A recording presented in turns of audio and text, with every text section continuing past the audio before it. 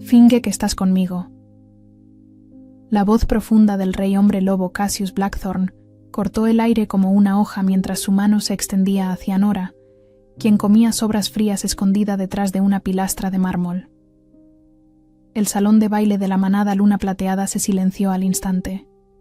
300 invitados de élite observaron horrorizados mientras el hombre más poderoso del norte salvaba a la Omega sin lobo del banquete de bodas de su propia hermana. Pero, ¿por qué un rey haría esto por una desconocida? ¿Y qué ocurre cuando fingir se vuelve demasiado real para ignorar? El aroma de trufas negras y cordero asado impregnaba cada centímetro del majestuoso salón de baile de la manada Luna Plateada, mezclándose con el suntuoso perfume de la alta sociedad femenina y el aroma a cuero pulido de los alfas. Para Nora, aquella sinfonía olfativa era una tortura refinada. Cada inhalación le recordaba todo lo que jamás podría tener, todo lo que le fue negado desde el nacimiento, por una cruel ironía genética. A sus 24 años, ella era más que una simple anomalía genética en una familia de lobos puros, un recordatorio vivo y constante de la imperfección en un linaje que se enorgullecía de 300 años de sangre impecable. Una Omega sin lobo despierto en una familia donde incluso los niños de 5 años ya mostraban señales claras de su naturaleza lupina. Ojos que brillaban dorados cuando estaban emocionados, pequeños colmillos que se alargaban ligeramente cuando estaban frustrados, instintos territoriales ya bien desarrollados. Nora era la mancha en la reputación prístina de los Valdés de Montecristo, la vergüenza susurrada en pasillos sombríos y la razón por la cual otros clanes de élite ocasionalmente cuestionaban la pureza absoluta de su linaje ancestral. En reuniones sociales, ella se había convertido en la hija que simplemente no estaba bien, o que había viajado para cuidar de una tía enferma. Cualquier excusa que evitara explicar por qué la primogénita de una familia tan prestigiosa nunca era vista en público. No la miren directamente. Escuchó susurrar conspiradoramente una voz femenina cerca de la elaborada mesa de dulces importados. Escuché a mi madre decir que es contagioso esa deficiencia, que podría ser algún tipo de maldición familiar. Pobres padres, respondió otra voz, cargada de falsa compasión que apenas disimulaba la curiosidad mórbida. Imaginen la humillación social devastadora de tener una hija así en la familia. Al menos Elena lo compensó siendo absolutamente perfecta en todos los aspectos. Nora fingió no escuchar, fijando su mirada en el movimiento hipnótico de las parejas que danzaban en el centro del salón, como si fuesen actores en una obra coreografiada. Su hermana menor, Elena Valdés de Montecristo, giraba en el epicentro de la celebración como una muñeca de porcelana en un carrusel dorado, envuelta en metros de seda francesa color perla, que había costado más de lo que la mayoría de las familias ganaba en un año de arduo trabajo. Su cabello dorado estaba recogido en elaborados rizos, artísticamente dispuestos, adornados con pequeñas perlas auténticas, sumergidas en esencia de rosa, que captaban y reflejaban la luz danzante de los candelabros de cristal checo que pendían del techo abovedado. Cada movimiento suyo, grácil como el de una bailarina profesional.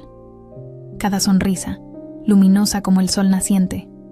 Cada risa, cristalina como campanillas de plata mecidas por una suave brisa.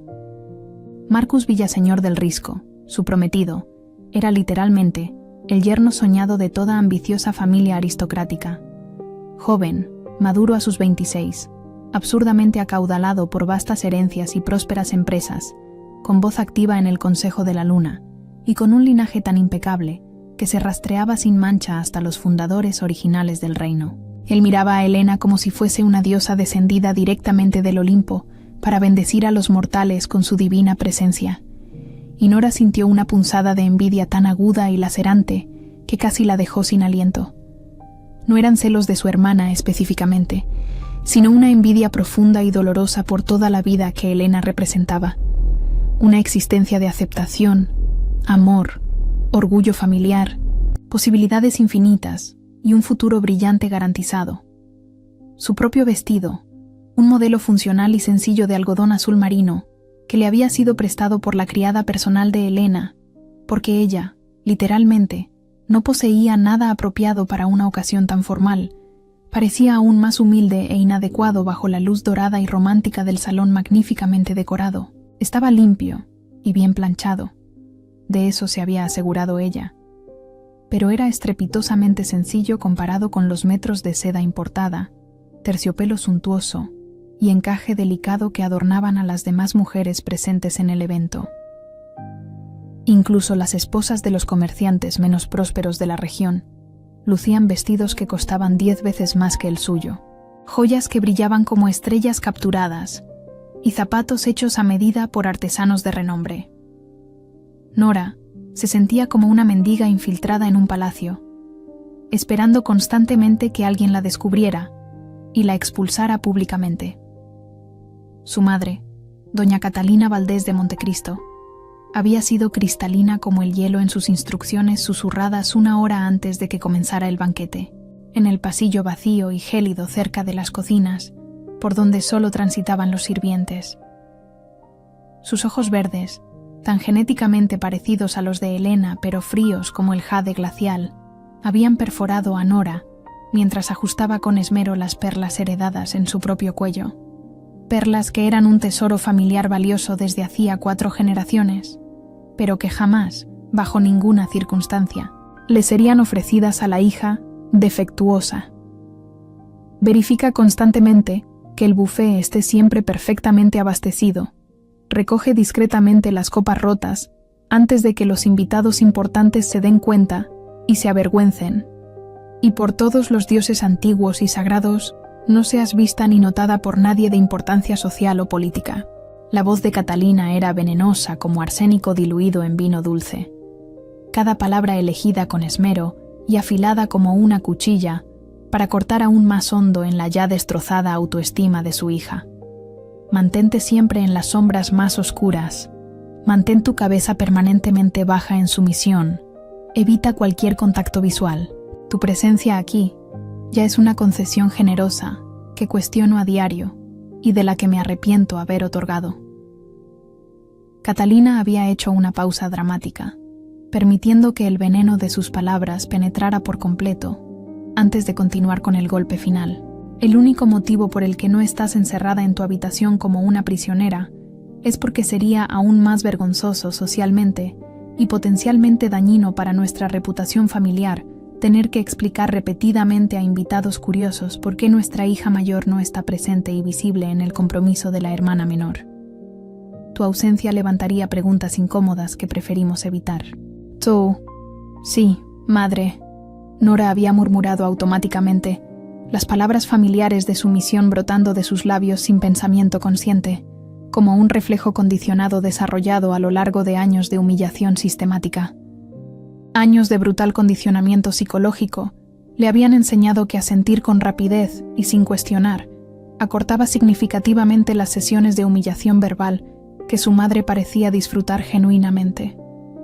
Y Nora, Catalina había añadido con voz aún más baja y amenazante, sujetando el brazo de su hija con la fuerza suficiente para dejarle moretones que durarían días, sus uñas perfectamente manicuradas, clavándose en la delicada piel a través de la fina tela del vestido prestado.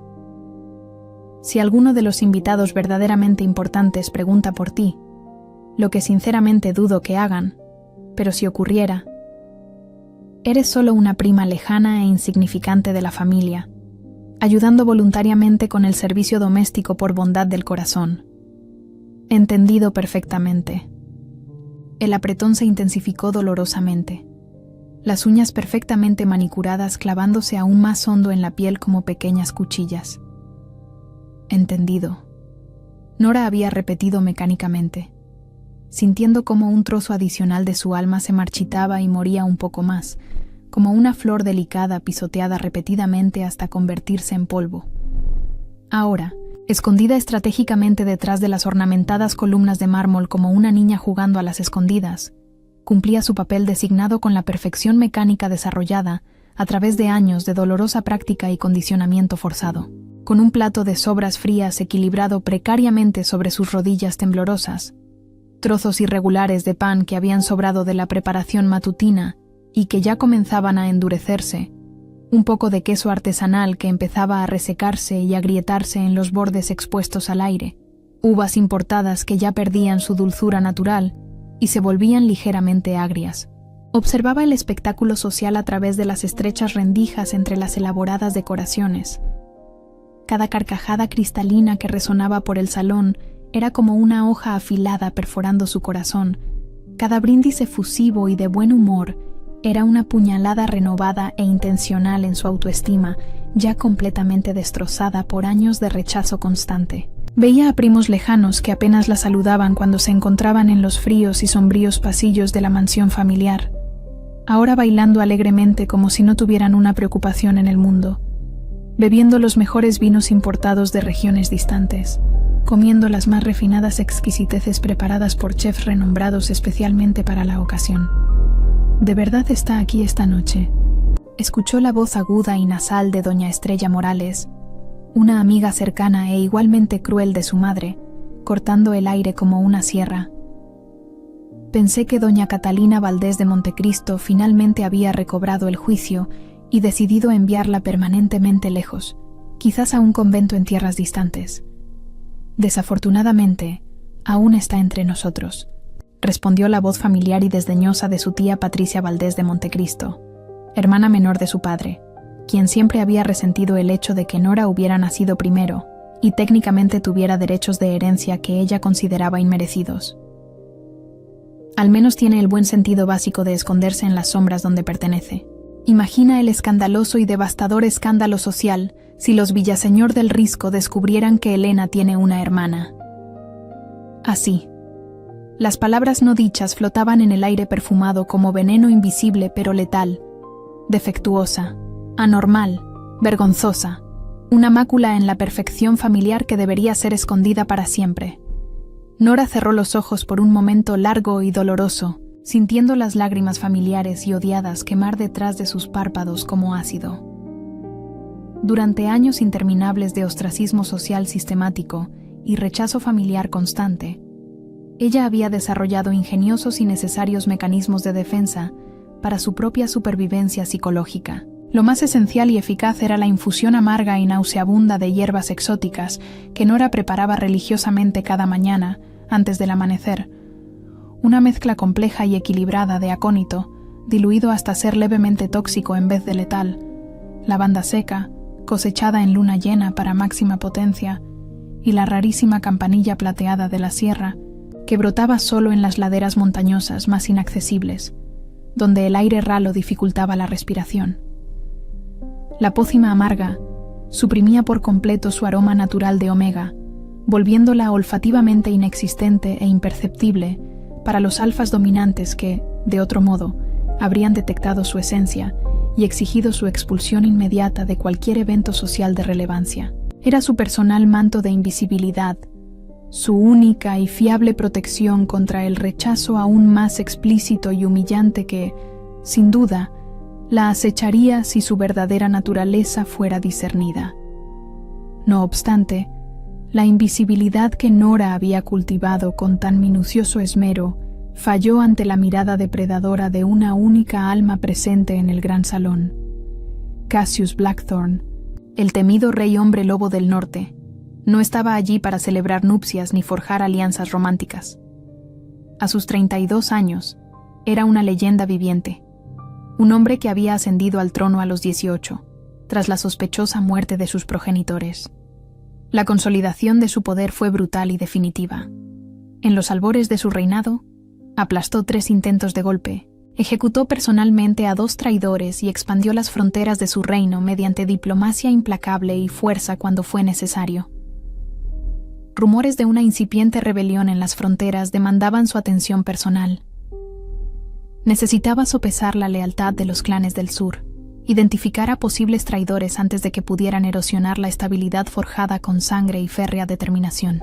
Sentado en la silla ornamentada, dispuesta para su imponente estatura, observaba el teatro social con la paciencia gélida de un depredador que estudia a su presa. El traje de corte impecable que vestía superaba en valor la renta anual de la mayoría de las familias allí congregadas. Sus manos, curtidas por cicatrices, reposaban relajadas, mas cualquiera con instintos agudos percibía la tensión latente en sus músculos. Fue durante un momento de tedio abrumador, mientras escuchaba a un corpulento comerciante jactarse de sus ganancias, que su mirada perspicaz captó un movimiento sutil en las sombras. Observó la mano temblorosa de una joven llevar un trozo de pan a su boca, percibió las lágrimas contenidas y reconoció la postura de quien había sido condicionado a creer que no merecía ocupar espacio alguno en el mundo. Aquella visión resonó con una herida antigua, profundamente arraigada en el alma de Cassius. Su propia infancia fue mancillada por la brutal tutela de su tío regente, un hombre que intentó quebrar el espíritu del joven príncipe con humillaciones calculadas antes de que pudiera reclamar su legítimo trono. La injusticia encendió una furia fría en su pecho. Se irguió lentamente, su imponente estatura silenciando al salón al instante. El aura de poder crudo que emanaba de él era palpable, haciendo que alfas orgullosos bajaran instintivamente la mirada. Caminando directamente hacia el rincón sombrío donde Nora se encogía, ignoró los murmullos de asombro que lo seguían. Llegando ante ella, extendió su mano grande y marcada por cicatrices. «Finge que estás conmigo», susurró con un tono que no admitía réplica, pero que conllevaba una promesa inquebrantable de protección. El choque térmico de la cálida mano de Cassius contra la piel helada de Nora fue el primer evento sísmico de la velada. Al arrastrarla hacia la luz, el rey no solo la rescató de la oscuridad, declaró una guerra silenciosa a su familia. La sentó a su lado en la mesa principal, le sirvió vino y conversó con ella como si fuera una diplomática de alto rango, ignorando las miradas horrorizadas de sus padres. El padre de Nora, el Alfa Marcus, intentó intervenir con una sonrisa nerviosa, sugiriendo que Nora regresara a sus obligaciones, pero un gruñido bajo de Cassius heló la sangre de todos en un radio de 10 metros. La noche concluyó con Cassius llevándose a Nora consigo, alegando que necesitaba una consultora local para negociaciones fronterizas, una mentira diplomáticamente aceptable que sirvió como salvoconducto para sacarla de aquella casa. Lo que Nora no sabía era que su partida había activado un reloj. La infusión de hierbas que consumía estaba por agotarse, y sin ella, su verdadera naturaleza estaba a punto de revelarse. Las primeras semanas en el norte fueron como despertar en un mundo completamente distinto, donde las reglas sociales que conocía simplemente no aplicaban. El castillo de Piedra Negra, enclavado en las montañas de hielo eterno, como una fortaleza erigida por los propios dioses de la guerra, respiraba historia ancestral y poder absoluto. Sus muros gruesos habían resistido siglos de contiendas sangrientas. Sus altísimas torres perforaban las nubes como lanzas apuntando directamente al corazón de los cielos, y sus largos y resonantes corredores resonaban con los pasos fantasmagóricos de generaciones de reyes que habían gobernado con puño de hierro y voluntad inquebrantable. Para Nora, habituada a los salones dorados y ostentosamente decorados de la mansión de su familia, donde cada superficie estaba cubierta de oro, cada rincón albergaba una costosa estatua, cada pared exhibía pinturas de importantes ancestros. La majestuosa y funcional austeridad del castillo real era a la vez intimidante como una tormenta que se avecina y extrañamente liberadora como respirar aire puro por primera vez. No había muebles frágiles y costosos que temiera romper con un movimiento descuidado. No existían alfombras persas insustituibles e irreemplazables que evitara pisar por temor a mancharlas. No había delicados ornamentos de cristal y porcelana que su presencia, inadecuada y torpe, pudiera dañar accidentalmente, provocando más humillación y castigo. El acuerdo establecido entre ella y Cassius parecía engañosamente sencillo en la superficie, como la mayoría de los contratos que envuelven los corazones humanos. Nora fingiría convincentemente ser su protegida oficial, una joven de familia menor, pero de respetable linaje, a quien él había magnánimamente decidido apadrinar por vagas razones relacionadas con la benevolencia real y la responsabilidad social. Esta cuidadosa y constante actuación alejaría automáticamente a las pretendientes ambiciosas y calculadoras que el Consejo de la Luna empujaba constantemente hacia él como piezas en un tablero de ajedrez político. Hijas primogénitas de poderosos duques, con ejércitos propios, herederas directas de imperios comerciales que controlaban rutas de comercio cruciales, princesas de reinos aliados cuyos matrimonios podrían sellar tratados militares ventajosos, todas igualmente interesadas en la corona dorada que venía automáticamente con el matrimonio, no en el hombre que la portaba. A cambio de esta actuación teatral pero convincente, después de exactamente 6 meses de fingimiento mutuo, Cassius garantizaría personalmente su completa independencia financiera, a través de un dote sumamente generoso que le permitiría vivir cómodamente por el resto de su vida, además de una nueva identidad social cuidadosamente forjada, que le permitiría establecerse en cualquier lugar que eligiera vivir, completamente libre de las garras controladoras de su familia, y con recursos suficientes para nunca más depender de nadie. Pero el castillo rápidamente se reveló como un entorno mucho más peligroso, políticamente complejo y socialmente traicionero de lo que cualquier sencillo contrato podría abordar o prever adecuadamente. Lady Véspera Nightshade emergió como la primera y más obvia amenaza al bienestar de Nora. Como una alfa hembra de un linaje ancestral y orgullosamente aristocrático que podía rastrear su genealogía hasta los primeros colonizadores del reino, había pasado los últimos 5 años enteros de su vida adulta, tejiendo meticulosamente una elaborada y casi invisible red de alianzas políticas estratégicas e influencia social sutil, todo dirigido con precisión láser hacia un objetivo singular y consumidor: convertirse en la reina del norte a través de un calculado matrimonio con Cassius. Ella era hermosa de una forma fría y depredadora que recordaba a una serpiente venenosa. Cabellos negros como la medianoche, siempre peinados en elaborados estilos que exigían horas de trabajo de criadas expertas. Ojos violetas que parecían calcular constantemente el valor político y social de cada persona que encontraba. Una figura elegante y perfectamente proporcionada, siempre ataviada con sedas importadas y terciopelos lujosos que costaban pequeñas fortunas y que emitían declaraciones sutiles pero inequívocas sobre su riqueza y estatus. Aún más peligrosa que su belleza o su riqueza, era genuinamente inteligente de un modo astuto e implacable. Sus comentarios aparentemente casuales eran cuchillas verbales afiladas con precisión, sus cortesías superficiales eran trampas disfrazadas, listas para activarse, y su influencia política se extendía como tentáculos invisibles hasta miembros extremadamente importantes del Consejo de la Luna, que tomaban decisiones que afectaban el destino de millones. Qué profundamente interesante que nuestro amado rey haya elegido una protegida tan humilde y modesta, había comentado durante la primera cena formal de Nora en el castillo, su voz dulce como la miel más cara, pero cargada de veneno concentrado que podía matar en pequeñas dosis. Es verdaderamente admirable y conmovedor cuando personas de posición social elevada se sienten moral y socialmente obligadas a ayudar a los menos afortunados por la vida. Nora, habituada a través de años de supervivencia a ataques verbales mucho más directos y brutalmente honestos de su propia familia, había simplemente sonreído con la serenidad de quien ya había enfrentado tormentas peores y respondido con una dulzura igualmente venenosa. Realmente es admirable. He descubierto que la verdadera nobleza de carácter se muestra invariablemente en la compasión genuina y la humildad, no en la arrogancia vacía o la ostentación innecesaria.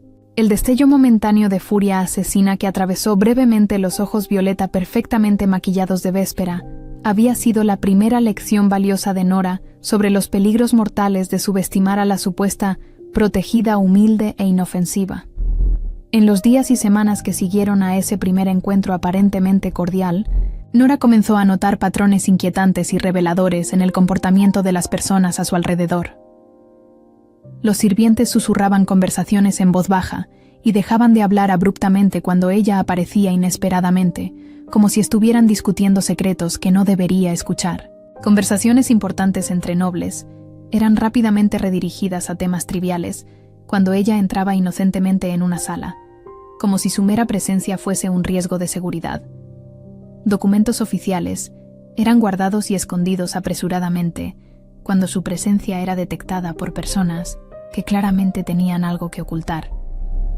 Su invisibilidad social sistemática que había sido una maldición amarga y dolorosa durante toda su vida en su familia, se convirtió inesperadamente en su mayor ventaja estratégica en el ambiente políticamente cargado del castillo real. Nadie prestaba atención genuina o significativa a la Omega silenciosa y aparentemente inofensiva, que parecía perpetuamente ocupada con tareas domésticas triviales como organizar libros empolvados en la vasta biblioteca o servir té y pequeños dulces durante reuniones administrativas menores.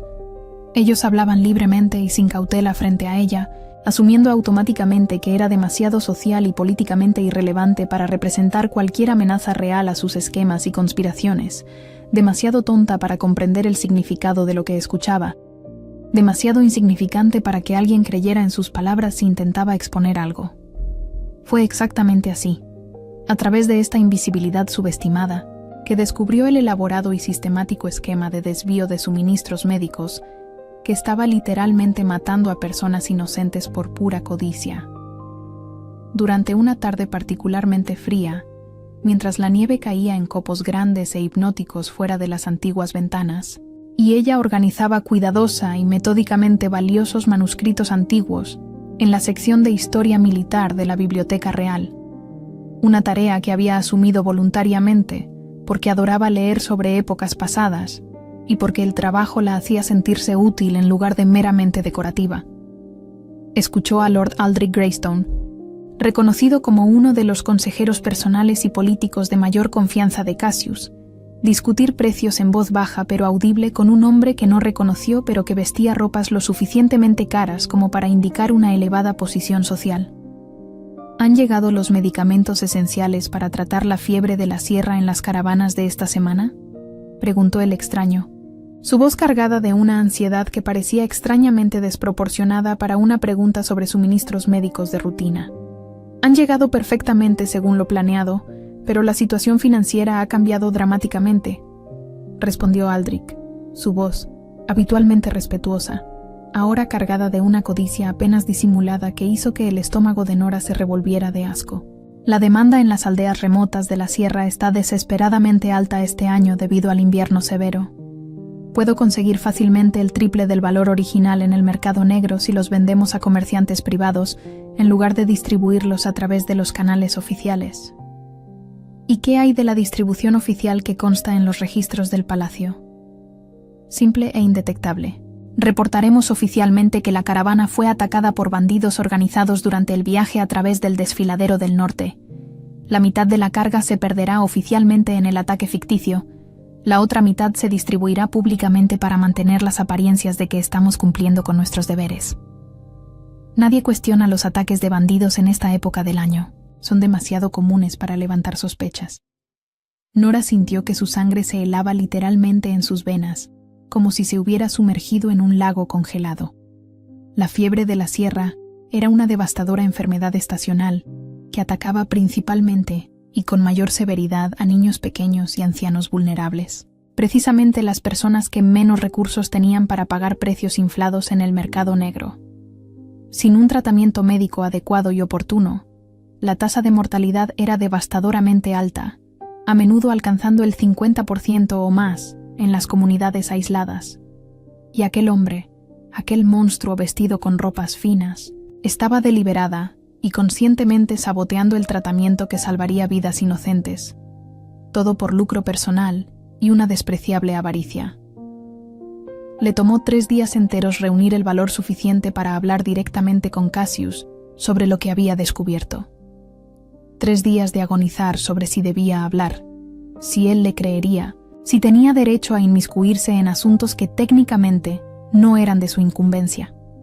Finalmente, lo encontró en su oficina personal, una sala impresionantemente imponente forrada de piso a techo con libros antiguos y mapas detallados, con una chimenea lo suficientemente grande como para calentar una casa entera, y muebles de madera oscura que exhalaban autoridad y poder. Él estaba inclinado sobre complejos documentos comerciales, la luz danzante del fuego de la chimenea, creando sombras dramáticas que jugaban sobre su perfil severo pero magnético, haciéndolo parecer un rey guerrero, salido directamente de antiguas leyendas.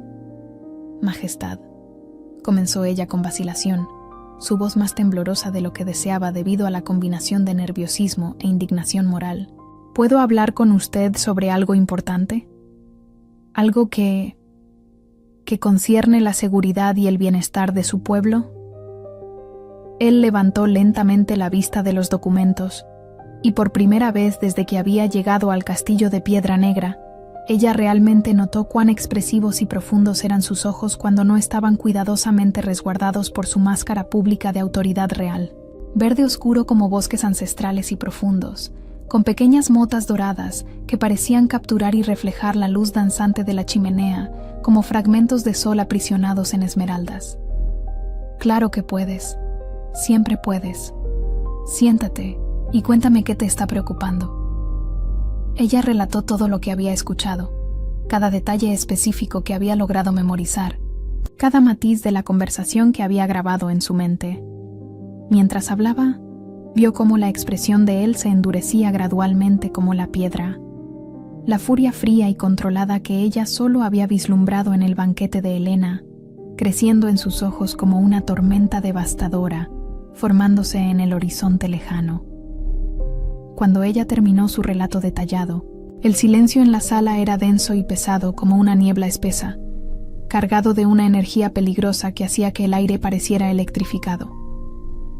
¿Está absolutamente y sin lugar a dudas segura de lo que escuchó?, preguntó él finalmente, su voz controlada pero peligrosamente baja, el tipo de tono que ella imaginó que él usaba antes de ordenar ejecuciones. Sí, Majestad. Cada palabra, cada inflexión. Puedo repetir la conversación entera palabra por palabra si es necesario. Se levantó lentamente de su silla, moviéndose con la gracia controlada y letal de un depredador que acababa de identificar a su presa. Aldrich Greystone sirvió fielmente a mi padre antes de servirme a mí. Confiaba en él con la vida misma de mi pueblo, con decisiones que afectan a miles de familias. La palabra confiaba en pretérito perfecto acarreaba el peso inquebrantable de una sentencia de muerte ya pronunciada. Nora tragó saliva, súbitamente consciente de la magnitud de lo que había puesto en marcha. Yo no quería, es decir, no pretendía causar. Salvaste vidas, la interrumpió con firmeza, girándose para encararla por completo. Su expresión intensa, pero no dirigida contra ella. Niños inocentes vivirán porque tú tuviste la valentía moral de hablar cuando habría sido más fácil y seguro permanecer en silencio. Nunca, jamás, te disculpes por hacer lo correcto cuando otros eligieron hacer lo incorrecto.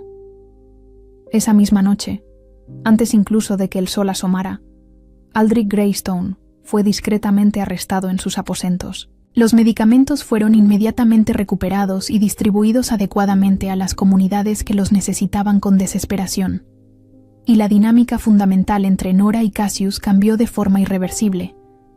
Él dejó de verla por completo como un proyecto de caridad bien intencionado o una pieza decorativa en sus juegos políticos, y comenzó a verla como una aliada genuinamente valiosa, una fuente confiable de información, una persona cuyo juicio moral él respetaba profundamente.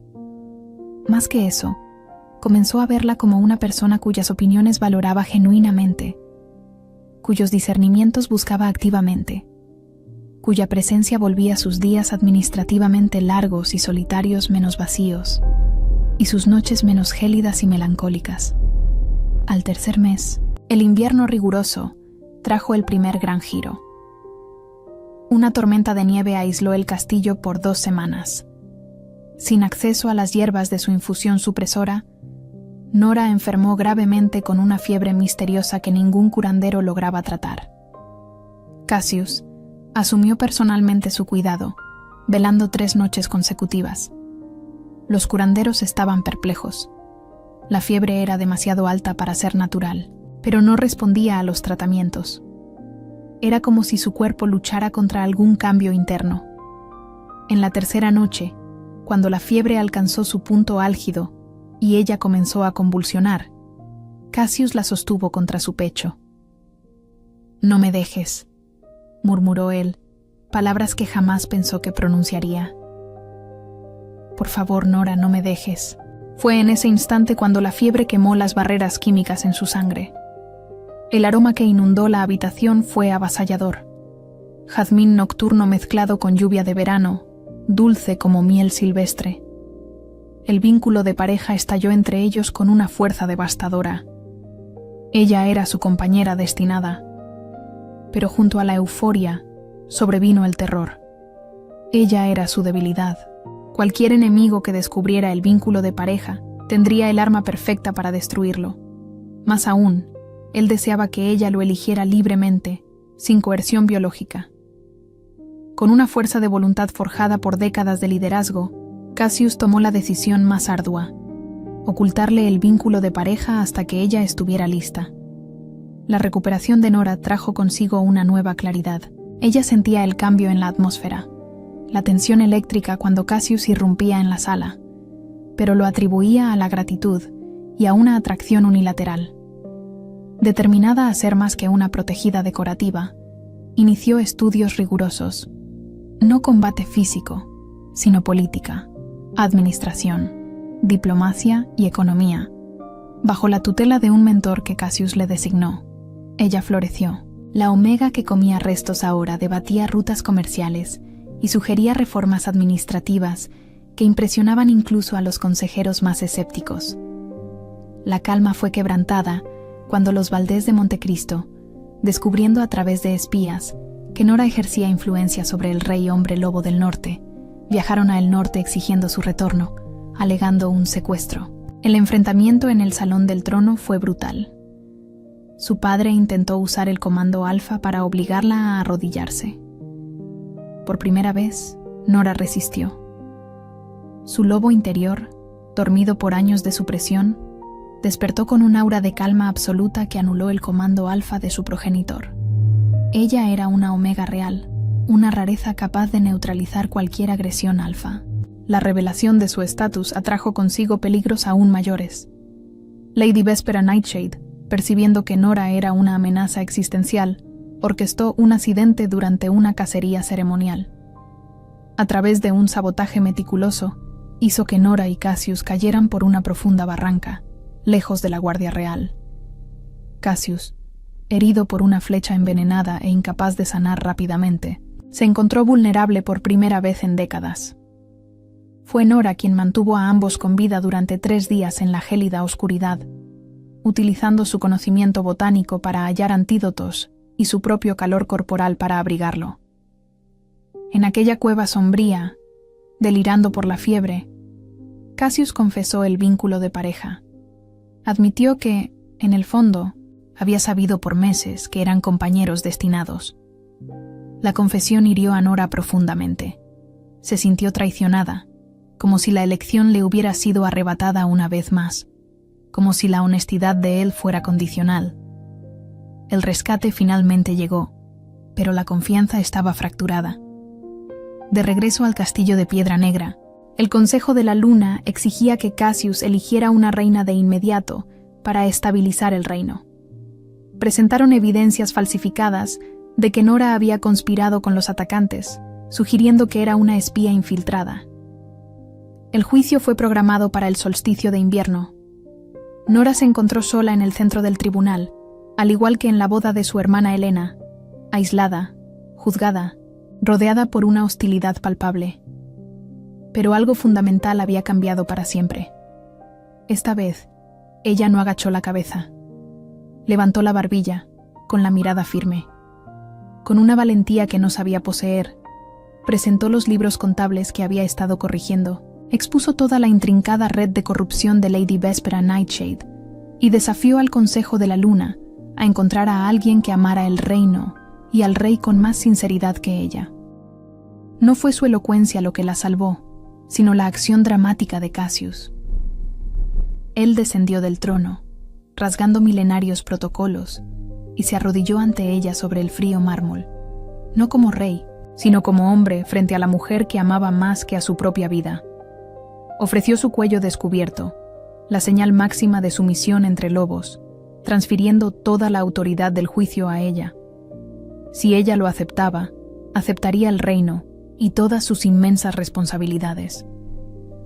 Nora, Con lágrimas en los ojos, tocó delicadamente la antigua cicatriz en su cuello.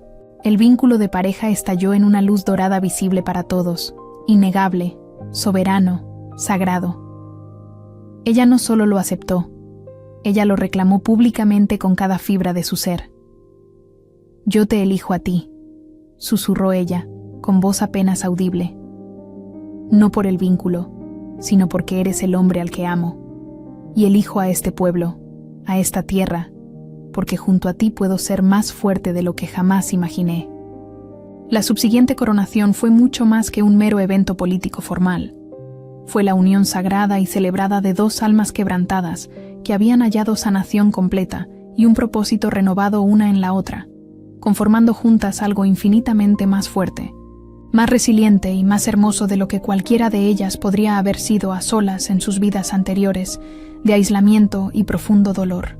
La ceremonia tuvo lugar en el gran salón ancestral, un espacio majestuoso que había sido testigo de coronaciones por más de 500 años. Las paredes de piedra antigua estaban adornadas con tapices que narraban la historia del reino, a través de hilos dorados y plateados, y la luz, filtrada por vitrales coloridos, creaba patrones caleidoscópicos sobre el pulido suelo de mármol. Representantes de decenas de reinos distantes viajaron por semanas para presenciar la ocasión, algunos por curiosidad política, otros por obligación diplomática, pero muchos genuinamente intrigados por la historia extraordinaria de la Omega, que había conquistado el corazón del rey más temido del norte, mediante la pura fuerza de su carácter. Cuando Nora entró al salón, ataviada con un vestido ceremonial de terciopelo azul oscuro, bordado con hilos de plata que representaban las constelaciones que brillaron la noche de su nacimiento, un silencio reverente descendió sobre la multitud reunida. La corona que se posaría sobre su cabeza era una obra maestra antigua, una tiara delicada pero poderosa, forjada en oro blanco y adornada con zafiros que habían pertenecido a las reinas más respetadas y poderosas en la vasta historia del reino. El banquete final de la coronación fue deliberadamente planeado para reflejar el primer evento donde se conocieron, pero esta vez la simetría era perfecta e intencional en su completa inversión. Nora ya no estaba oculta en las sombras oscuras, comiendo sobras frías y sintiéndose profundamente indigna de ocupar su legítimo espacio en el mundo. En cambio, ella estaba sentada, orgullosa y serena, a la cabecera de la mesa real, irradiando una dignidad natural y una fuerza interior que se habían forjado a través de pruebas que habrían quebrado a personas menos determinadas. Su presencia inspiraba un respeto genuino incluso de los nobles más arrogantes y prejuiciosos, quienes ahora la trataban no solo con cortesía obligatoria, sino con una admiración verdadera por su extraordinaria travesía. Su familia, los mismos Valdés de Montecristo que habían pasado años humillándola e intentando hacerla invisible, estaba invitada solo por estricto y obligatorio protocolo diplomático, observando desde una mesa estratégicamente ubicada al fondo del salón, lejos de la mesa de honor. Por primera vez en sus vidas, comenzaban a comprender la verdad devastadora e irrefutable de que la verdadera realeza jamás proviene de la sangre azul o de los títulos heredados automáticamente, sino del carácter individual, de la compasión genuina por el sufrimiento ajeno y del espíritu indomable de servir consistentemente a algo mucho más grande que los propios intereses egoístas. Doña Catalina Valdés de Montecristo, su madre, estaba visiblemente incómoda en su silla distante, lanzando ocasionalmente miradas furtivas hacia la hija que había rechazado como defectuosa y que ahora portaba una corona real.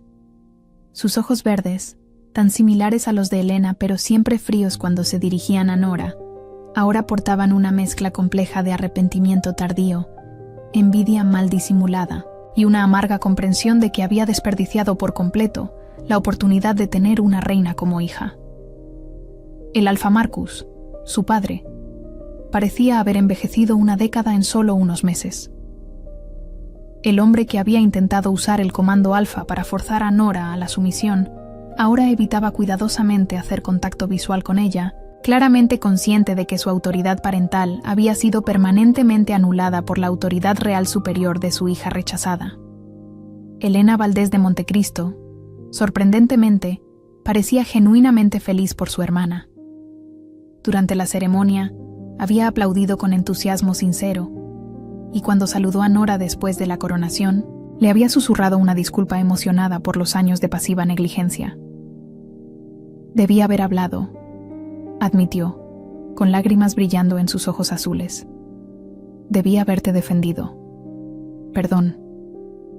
Cassius Blackthorne sostuvo firmemente la mano de Nora durante todo el elaborado banquete, sus dedos entrelazados de forma posesiva pero tierna, como si aún temiera secretamente que ella pudiera desvanecerse como un sueño demasiado hermoso para ser real, si la soltaba por un solo instante.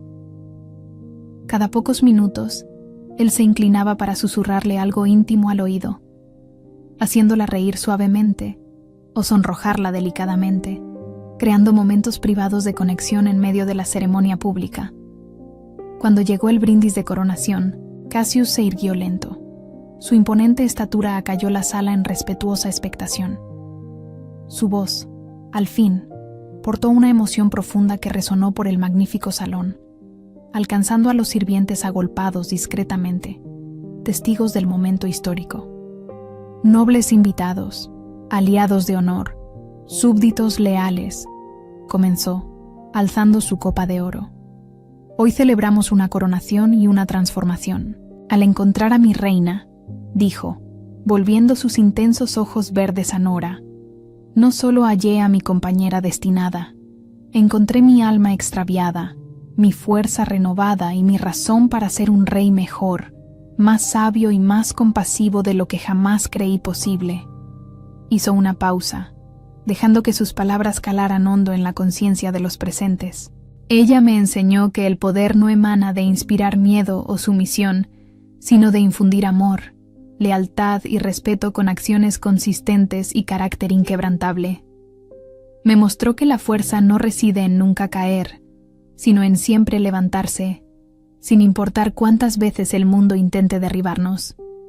El salón entero se puso de pie en ovación ensordecedora y sincera, copas tintineando en brindis entusiastas. Pero para Nora y Cassius, perdidos el uno en la mirada intensa del otro, solo existían ellos dos en su universo.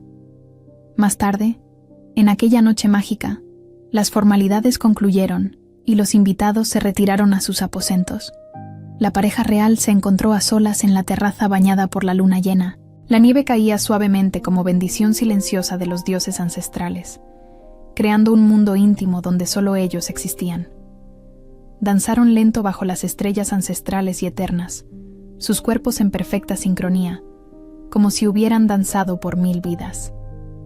La música provenía de sus corazones latiendo al unísono, un ritmo natural y primitivo que conectaba sus almas más allá del vínculo de pareja biológico. ¿Por qué me elegiste aquella noche?, preguntó Nora, la cuestión ardida en su corazón por meses, hallando voz en la intimidad del momento.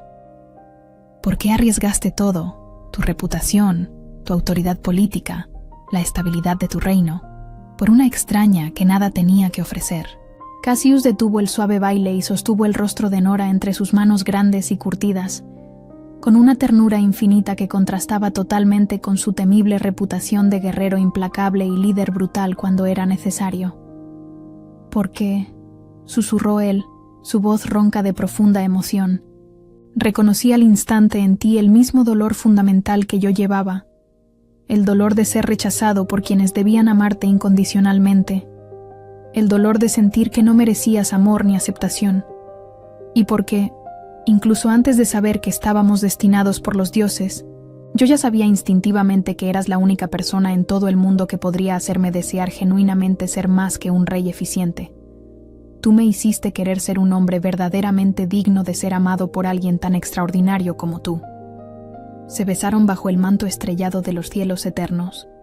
Dos almas supervivientes que habían hallado no solo el amor apasionado que en secreto anhelaban, sino también la redención completa, la sanación total y la promesa de un futuro erigido sobre cimientos de respeto mutuo, confianza absoluta y devoción inquebrantable. Y en algún lugar, entre las sombras reconfortantes del castillo, observando discretamente a través de los ventanales empañados, los leales sirvientes susurraban emocionantes historias que sabían que se convertirían en leyendas inmortales, sobre la Omega valiente que se hizo reina no por manipulación política o matrimonio arreglado, sino por la fuerza pura e inquebrantable de su corazón compasivo, y sobre el rey solitario y endurecido que aprendió que el verdadero poder transformador no emana de inspirar temor y sumisión, sino de infundir amor genuino, lealtad voluntaria y esperanza renovada en el corazón de su pueblo. Si te ha gustado esta historia de transformación y amor verdadero entre la Omega rechazada que encontró su fuerza y el rey solitario que descubrió su alma, suscríbete para más romances épicos del Rey Hombre Lobo. Activa la campana de notificaciones para no perderte nuevas historias sobre segundas oportunidades, vínculos de pareja destinados y el poder transformador del amor verdadero. Recuerda, a veces las más grandes reinas no nacen en palacios, sino en las sombras, aguardando la mano correcta que las guíe hacia la luz.